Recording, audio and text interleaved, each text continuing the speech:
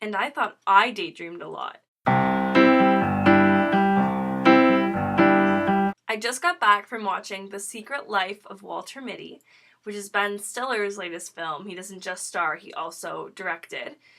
And okay, I try not to read reviews before I go into movies because even as like a film critic, I don't want my opinion to be skewed, and I don't obviously I want people to like read my reviews or watch my videos or whatever, but I don't think people should do that before they see a movie because it can kind of change your expectation, make you expect more or less.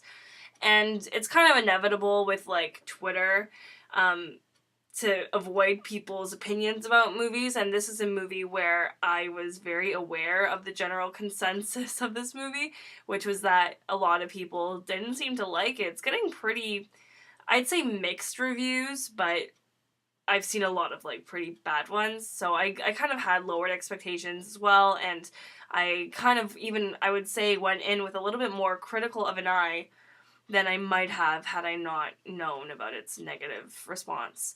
And let me just say, I don't know who's giving this movie a negative review.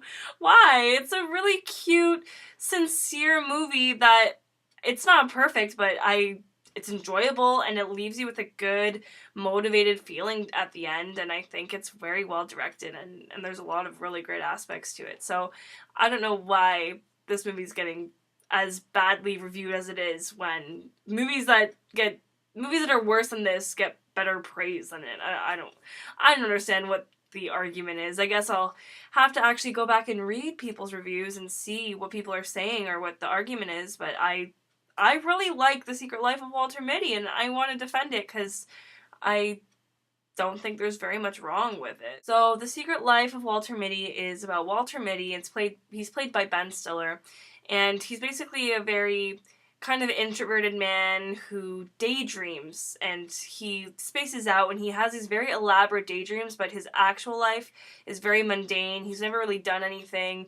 He clearly is a dreamer and aspires to do things, but he can only do it in the subconscious of his brain. He can't really actually do any of the things that he wants to do. And basically a circumstance at his work, which is at Life magazine, it's all a little bit like in your face, the kind of motivation and metaphor, and not metaphors, but like the message of the movie is very in your face and very obvious, but I don't think it's a problem.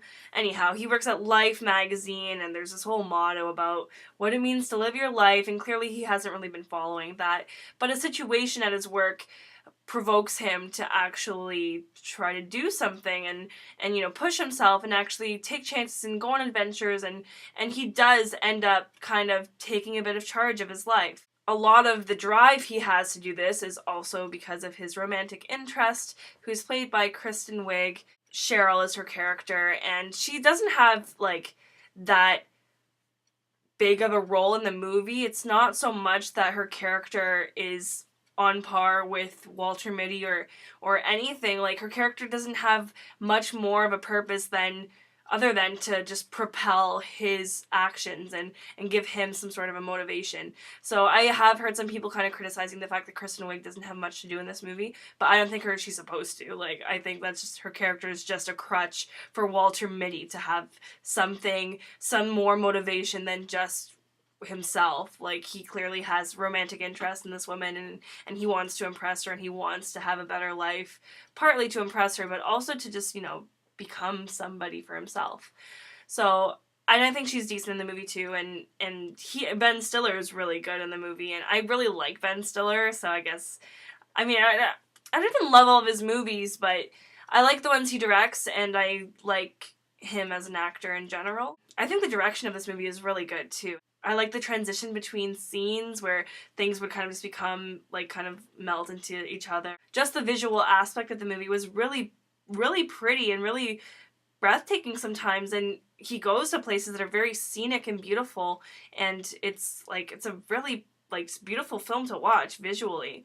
And even his daydreams are like really cool, and the effects are good, and they're really funny. Like, it's actually like that part of the movie is the more comedic Ben Stiller kind of vibe, and then the movie does have more serious and dramatic elements, and it all comes together really nicely and a little bit maybe very precisely. It didn't leave me feeling like, oh well, that came together too easily, or gee, of course it all resolves itself in the end. It wasn't that kind of a feeling. It just kind of left you kind of motivated and excited about life. And I know that's kind of the whole point of this movie. It's about a man who can't really live his life and who learns to, take chances and to be someone and to live every moment, whatever. I guess it sounds cheesy, but I think it's cute and nice to have a movie that really, really pushes that message in a way that, there are a lot of people who probably are like Walter Mitty, and even people who aren't like him. It's still nice to have that kind of inspirational film to make you feel like, yeah, you can do what you want to do with your life.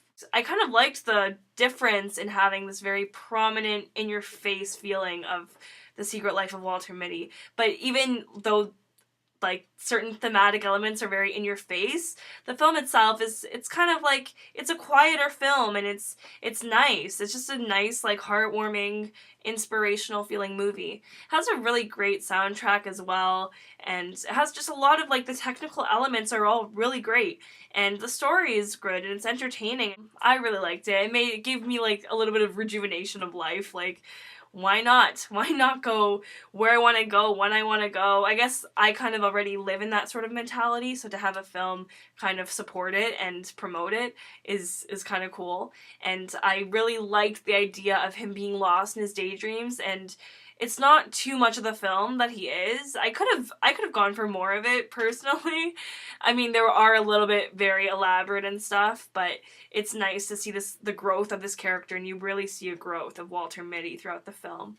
I guess I had pretty high expectations before I heard anything about the movie. Just the plot itself and the premise just always appealed to me so much, and I wouldn't say that the movie is perfect either.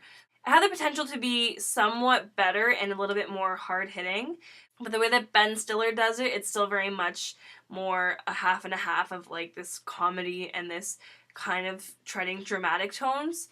And I'd say it treads the dramatic tones strongly enough, but it doesn't hit you as hard as, like, some hard-hitting drama. Like, I would say something like Her was really hard-hitting and made you really think about things, whereas this movie isn't as deep as something like Her. I guess maybe that's not the best comparison, but it's not as deep as it could have been, but it's still deep enough and effective enough that it leaves you feeling something. And I did really appreciate the message and the tone and the overall package that The Secret Life of Walter Mitty is. I'm giving The Secret Life of Walter Mitty a B+.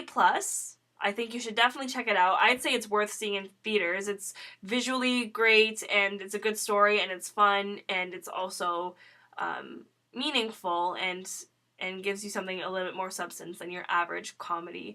And it's somewhat dramatic too, but it's a good movie. I really enjoyed it. And yeah, thank you so much for watching my review. If you like what you see, please subscribe, and check out The Secret Life of Walter Mitty. Thanks so much.